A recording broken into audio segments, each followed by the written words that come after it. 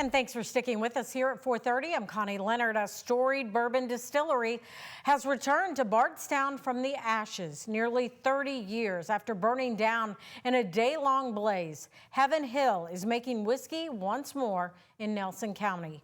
WHAS 11's Ian Hardwick reports this moment comes with plenty of nods to the past. A return from the ashes nearly 30 years in the making. Cheers, everyone. The family-owned Heaven Hill returns distilling to Bardstown with a toast. Right here where it all started. The new Bardstown distillery began production in April, but its predecessor burned down in a searing blaze in 1996.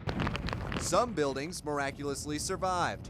Bourbon bottling began shortly afterwards. We showed back up at work the next morning and never missed a beat. Bill Osborne started working at the original Heaven Hill distillery in 1975. Here's an old Polaroid from those days. Osborne's beside the man who hired him, Earl Beam.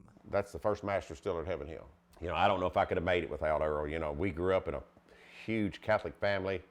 One parent worked, so he was always willing to give us a job. A job, he says, looks much different now. Inside the new distillery, the fermentation tanks are 7 times the size they once were. Heaven Hill's original yeast strain ferments within, under new master distiller Connor O'Driscoll. It's descended from a sample literally saved from the fire, carried forward at Bernheim, and now returned home to Bardstown.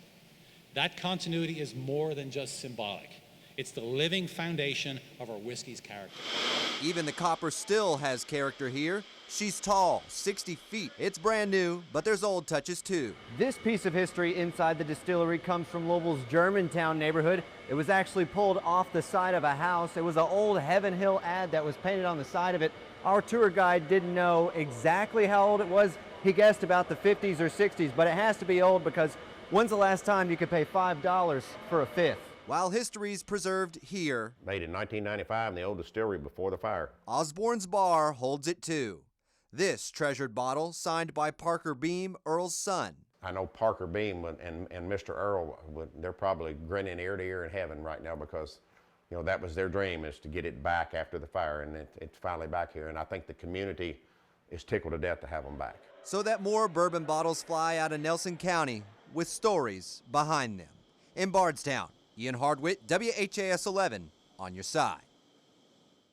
And public tours of the new Heaven Hill distillery begin Monday, September 8th.